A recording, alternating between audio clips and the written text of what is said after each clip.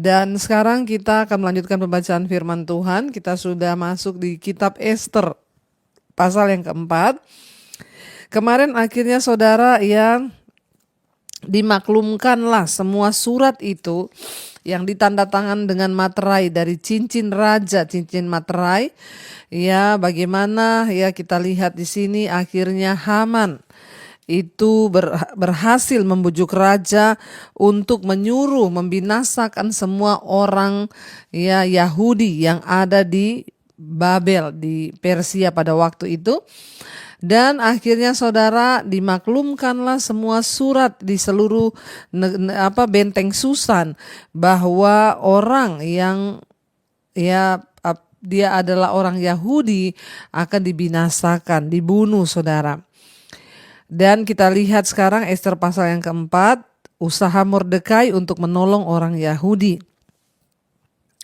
Setelah Mordekai mengetahui segala yang terjadi itu, ia mengoyakkan pakaiannya, lalu memakai kain kabung dan abu. Kemudian keluar berjalan di tengah-tengah kota sambil melolong-lolong dengan nyaring dan pedih. Dengan demikian datanglah ia sampai ke depan pintu gerbang istana raja, karena seorang pun tidak boleh masuk pintu gerbang istana raja dengan berpakaian kain kabung.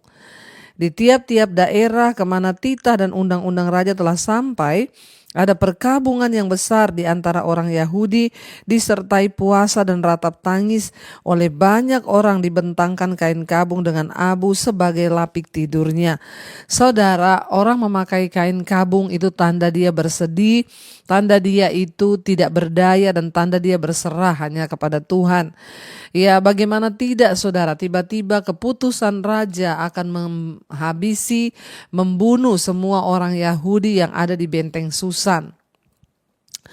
Ya, dan karena itulah Mordekai pakai kain kabung, dia datang ke pintu istana, padahal tidak boleh orang masuk ke istana dengan memakai kain kabung. Ya, itu hanya pakai kain putih dililit begitu ya, dan itu tanda orang berduka cita, bersedih. Dan bukan hanya itu, ke seluruh negeri di mana surat itu sudah dibacakan dikatakan semua orang Yahudi berduka cita memakai kain kabung. Karena itu berarti mereka akan punah dan akan dibunuh saudara. Ya, lalu mereka berpuasa dan meratap, menangis kepada Tuhan. Ya, dan mereka juga tidur ya di abu sebagai lapik tidurnya. Mereka tidur di tanah, ya itu kalau orang yang berduka di sana itu seperti itu saudara. Jadi kita lihat di sini dikatakan ya, dan ketika dayang-dayang dan sida-sida Ester memberitahukan hal itu kepadanya, maka sangatlah risau hati sang ratu, lalu dikirimkannya lah pakaian supaya dipakaikan kepada Mordekai dan supaya ditanggalkan kain kabungnya daripadanya, tetapi tidak diterimanya. Jadi Ester ini belum tahu saudara, dia kaget ketika mendengar bahwa Mordekai itu datang ke istana dengan memakai kain kabung.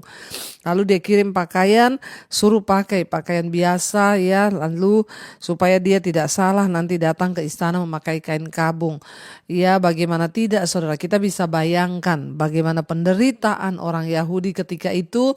Ya, coba kita bayangkan kalau kita ya ada di posisi seperti itu, pasti kita juga akan berduka cita, menangis karena ini ancaman mau dibunuh semuanya. Lalu dikatakan di sana akhirnya ya Ester memanggil Hatah, dikatakan ayat yang kelima, salah seorang sida-sida raja yang ditetapkan baginda melayani dia, lalu memberi perintah kepadanya untuk menanyakan Mordekai untuk mengetahui apa artinya dan apa sebabnya hal itu. Jadi Ester panggil ya Hatah untuk tanya ya bahwa kenapa Mordekai itu memakai kain kabung. Ada apa? Karena Ester berada dalam istana, jadi dia tidak tahu perkembangan yang ada di luar saudara. Ya, dan dikatakan lalu ayat 6, keluarlah Hatah mendapatkan Mordekai di lapangan kota yang di depan pintu gerbang istana raja. Dan Mordekai menceritakan kepadanya segala yang dialaminya serta berapa banyaknya perak yang dijanjikan oleh Haman akan ditimbang untuk perbendaharaan raja sebagai harga pembinasaan orang Yahudi. Ya, karena ya sudah dikatakan bahwa ia akan diganti dengan perak dan emas. Ya, untuk pembinasaan orang-orang Yahudi, mereka akan dibunuh semua, saudara. Ini adalah ancaman yang tidak main-main, dan ini sungguh-sungguh terjadi, saudara. Ya, jadi diceritakanlah oleh Mordekai ya kepada Hatta untuk disampaikan kepada Ester, saudara ya. Juga salinan surat undang-undang yang dikeluarkan di Susan untuk memunahkan mereka diserahkannya kepada Hatta supaya diperlihatkan dan diberitahukan kepada Ester. Lagi pula Hatta disuruh menyampaikan pesan kepada Ester supaya pergi menghadap raja untuk memohon karunia-Nya dan untuk membela bangsanya di hadapan baginda. Lalu masuklah Hatta dan menyampaikan perkataan Mordekai itu kepada Ester. Saudara, tentu ini bukanlah hal yang mudah. Ya, ketika Mordekai menyampaikan bahwa Ester harus masuk menghadap raja untuk membela seluruh bangsa Yahudi yang ada di situ. Karena kita tahu dari pembuangan ketika orang Yahudi dibawa oleh Raja Nebukadnezar ke Babel, ya ada sebagian mereka yang tidak pulang kembali ke Yerusalem. Ya, dan yang tinggal itu mereka sudah beranak pinak, sudah hidup sebagai orang buangan dan sudah diterima sebagai rakyat di sana. Tapi tiba-tiba ada satu tantangan dan masalah besar datang. Hanya gara-gara iri hatinya satu orang yang bernama Haman ini, saudara. Ya, dan akhirnya saudara dikatakan di sana bahwa raja pun menandatangani surat ya untuk membawa perintah kepada semua kepala-kepala daerah bahwa semua orang Yahudi yang tinggal harus dibinasakan. Ini adalah satu hal yang sangat-sangat ya tentunya mengagetkan bagi Ester. Tapi untuk menghadap raja pun tidak semudah itu, karena ya itu berarti bahwa ya Ester harus mempertaruhkan nyawanya sendiri ya untuk datang kepada raja. Dan ya tindakan berani itu, saudara, ya memang tidak gampang ya, dan itu sangat sulit dan berbahaya. Sebab dia katakan ya bahwa kalau raja tidak memanggil maka Ester nggak boleh datang ya, karena itu aturan di dalam sebuah kerajaan pada waktu itu di sana. Ya, ayat yang ke-10 dikatakan, akan tetapi Ester menyuruh Hatta memberitahukan kepada Mordekai semua pegawai raja serta penduduk daerah-daerah kerajaan mengetahui bahwa bagi setiap laki-laki atau perempuan yang menghadap raja di pelataran dalam dengan tiada dipanggil, hanya berlaku satu undang-undang, yakni hukuman mati. Hanya orang yang kepadanya raja mengulurkan tongkat emas yang akan tetap hidup, dan aku selama 30 hari ini tidak dipanggil menghadap raja. Walaupun Ester sebagai ratu di kerajaan, tapi dia juga gak punya hak untuk menghadap suaminya sendiri, saudara. Ya, dan itu adalah sebuah aturan. Kalau ada orang menghadap raja tanpa dipanggil, ya mati. Itu adalah hukumannya. Kecuali raja mengulurkan tongkat, berarti dia berkenan kepada orang itu, barulah orang itu bisa terhindar dari ya hukuman mati. Saudara, tidak mudah ya. Bagi Ester untuk menghadap raja, nyawa adalah taruhan. Tapi dia juga tidak bisa berdiam diri hanya melihat kematian orang-orang atau teman-teman sebangsanya yang ada. Dia menyuruh menyampaikan kepada ya Mordekai, bilang kepada Mordekai, ya ini juga pergumulan buat saya karena sudah ada aturan di sini bahwa tidak boleh sembarang orang itu menghadap raja kalau tidak dipanggil. Bahkan aku ini sudah 30 hari, sudah sebulan tidak dipanggil menghadap raja. Ester mempertaruhkan nyawanya untuk datang menghadap raja, dan tindakan ini memberi kita sebuah contoh ya yang harus diikuti dalam menghadapi setiap tugas yang sulit ataupun tantangan dan persoalan hidup kita. Setiap kita pasti hari ini mungkin menghadapi sesuatu yang sulit, ya bahkan mungkin tidak sesulit Ester yang berhadapan dengan apa? Nyawa taruhannya.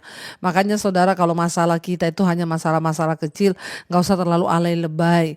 Ya, kalau kita baca Alkitab, masih ada orang-orang yang punya masalah lebih besar. Kalau mau dipikir, Ester sebagai seorang ratu, dia sudah enak hidup di istana, tapi kenapa dia juga menghadapi masalah. Jadi bukan jaminan saudara orang ada di tempat yang enak terus nggak ada masalah. Siapa bilang? Yang namanya masalah itu selalu datang. Mau kita ini ya kaya, mau kita miskin, mau kita terhormat, mau kita ini tidak terhormat. Yang namanya masalah itu selalu datang. Dan kalau mau dipikir masalah itu datang bukan karena kesalahannya Ester. Karena satu orang yang iri hati, dengki, orang jahat saudara. Ya itu menimbulkan masalah. Coba kita lihat, tidak pernah diundang masalah itu. Ya, tapi puji Tuhan kita punya Tuhan yang luar biasa yang membolehkan kita ini datang untuk memohon. Ya, kemarin saya itu menayangkan khotbah saya di Instagram tentang bagaimana ketika saya dikejar debt collector, lalu saya memohon kepada Tuhan. Lalu ada seorang yang komen begini, ya orang Kristen macam apa kamu itu menjadikan Tuhan tuh jongos. Ya, kenapa minta-minta Tuhan turut bekerja dalam masalahmu? Ya saya jawab, ya Tuhan kita itu Tuhan yang baik dan dia memberikan kepada kita hak istimewa. Bahkan Alkitab juga memberi contoh orang-orang yang ada masalah-masalah yang di luar kemampuan kita. Dan masalah itu beda-beda. Mungkin saudara sedang ada dalam masalah ya sakit, penyakit. Mungkin saudara dalam masalah keuangan. Kayak saya waktu itu dikejar debt collector, gak bisa bayar. Itu kan adalah masalah yang di luar kekuatan kita. Boleh gak kita datang pada Tuhan? Sangat boleh. Sebab itu tanda kita ini mengandalkan Tuhan. Ester sebagai manusia gak punya kekuatan saudara. Bahkan ini adalah satu masa yang sulit bagi dia karena dia harus mempertaruhkan nyawanya. Tapi saudara, ya Ester pun ya menyadari bahwa ya memang dia harus mempertaruhkan nyawanya dan itu adalah resiko saudara ya. Dan dia juga menetapkan prioritas ya. Dia percaya bahwa keamanan bangsa Yahudi itu lebih penting daripada nyawanya. Ya, mempersiapkan diri, ya dia mengumpulkan dukungan dan berpuasa, ya meminta untuk Tuhan campur tangan. Dan dia juga saudara mulai memikirkan sebuah ya alur tindakan apa yang harus dia jalani ya dengan keberanian. Dia tidak berpikir terlalu lama mengenai hal tersebut sehingga tidak memungkinkan suatu selang waktu untuk melemahkan komitmennya terhadap apa yang harus dia lakukan. Ya apa yang harus saudara hadapi hari ini? Ya apa musuh yang ada di depanmu hari ini? Ya apakah itu tantangan, masalah, keuangan, sakit, penyakit atau apapun masalah kita hari ini? Saudara, kita belajar dari tokoh-tokoh di Alkitab. Mereka mengalami persoalan yang lebih berat dari kita. Ya tetapi mereka bisa menang dan mereka bahkan bisa ya bertindak sesuai dengan apa yang Tuhan mau. Karena itu dikatakan akhirnya saudara, ya ketika Ester juga memberikan gambaran kepada Mordekai bahwa ya itu sama dengan mati ya Ester bilang. Dan akhirnya perkataan Ester itu disampaikan ya ayat 12 berkata, kemudian ketika disampaikan orang perkataan Ester itu kepada Mordekai, ayat 13, maka Mordekai menyuruh menyampaikan jawab ini kepada Ester. Jangan kira karena engkau di dalam istana raja, lalu hanya engkau yang akan terluput dari antara semua orang Yahudi, sebab sekalipun engkau pada saat ini berdiam diri saja, bagi orang Yahudi, ya akan timbul juga pertolongan dan kelepasan dari pihak lain. Dan engkau dengan kaum keluargamu akan binasa. Siapa tahu mungkin justru untuk saat seperti ini engkau beroleh kedudukan sebagai ratu. Ya, maka Ester menyuruh menyampaikan jawab ini kepada Mordekai. Pergilah, kumpulkanlah semua orang Yahudi yang terdapat di Susan dan berpuasalah untuk aku. Janganlah makan dan janganlah minum 3 hari lamanya. Baik waktu malam, baik waktu siang, aku serta dayang-dayangku akan berpuasa demikian. Dan kemudian aku akan masuk menghadap raja, sesungguh pun berlawanan dengan undang-undang. Kalau terpaksa aku mati, biarlah aku mati. Maka pergilah Mordekai dan diperbuatnya lah tepat seperti yang dipesankan Ester kepadanya.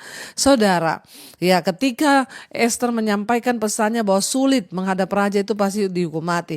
Lalu Mordekai berkata, jangan kau pikir karena kau ada dalam istana, maka kau akan terbebas dari yang namanya ya penderitaan, maka kau juga akan terbebas dari hukuman mati itu?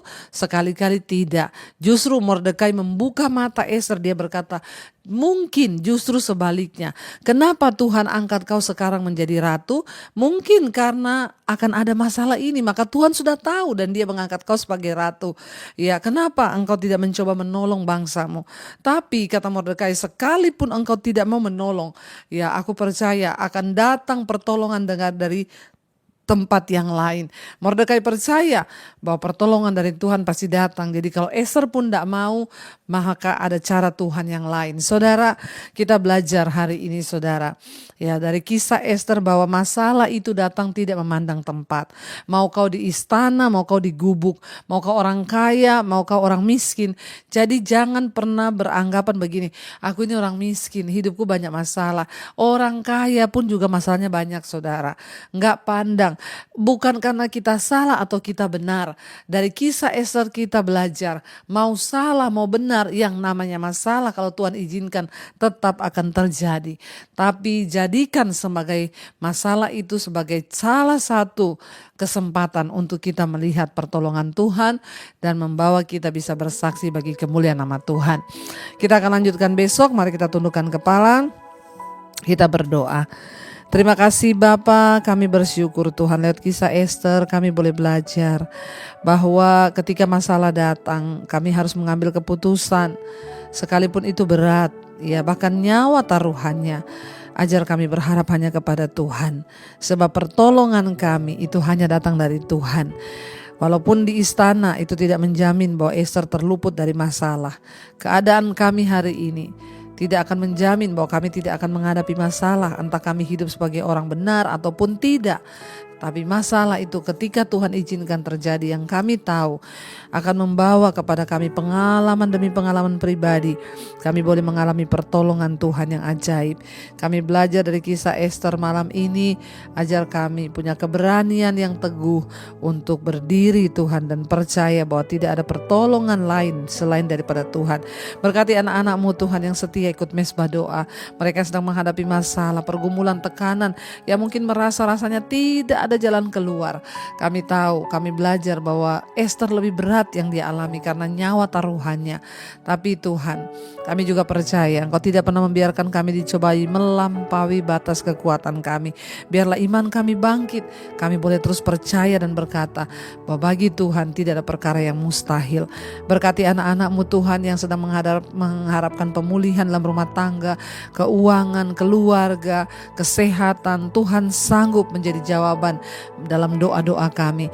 Yang terbaring sakit Engkau pulihkan dalam nama Yesus. Mari letakkan tanganmu di bagian yang sakit, perkatakan, aku percaya dalam nama Yesus ada kesembuhan. Tuhan memberkati setiap anak-anak-Mu hari ini yang ingin keluar dari ikatan-ikatan dosa, kenajisan, percabulan, homoseksual, lesbian, perselingkuhan, rokok, minuman keras, obat-obatan terlarang, judi. Tuhan, ketakutan, kekhawatiran, intimidasi iblis, kami tolak, patahkan, hancurkan dalam nama Yesus. Tuhan memberikan kami kemerdekaan. Kami terus mengangkat tangan bagi bangsa dan negara kami Indonesia. Lawatan Tuhan terjadi bagi bangsa ini. Hujan pertobatan tercurah bagi bangsa ini Tuhan. Biar dari Sabang sampai Merauke terjadi hujan pertobatan. Hamba juga berdoa Tuhan untuk semua pelayanan-pelayanan kami ke depan. Tuhan menyertai, memberkati dengan urapan Roh Kudus-Mu. Berkati juga Bapa untuk bangsa-bangsa di 5 benua, Asia, Afrika, Amerika, Eropa, Australia. Juga bagi Israel kami berdoa shalom, ada damai sejahtera Kristus. Biarlah hujan pertobatan tercurah bagi seluruh dunia. Orang-orang meninggalkan dosa dan kembali kepada jalan Tuhan. Terima kasih Bapa. Mari buka hati dan tanganmu saudara. Karena itu terimalah kiranya berkat, rahmat, anugerah dari Allah Bapa, cinta kasih dari Tuhan Yesus Kristus, bahkan penyertaan Allah Roh Kudus yang akan menyertai hidup kita mulai hari ini bahkan sampai kali yang kedua. Tuhan Yesus datang menjemput setiap kita. Nama kita tercatat di dalam kitab kehidupan. Dalam nama Tuhan Yesus yang percaya diberkati Tuhan, katakan bersama, amin, amin, amin. Tuhan Yesus memberkati saudara. Shalom dan Immanuel.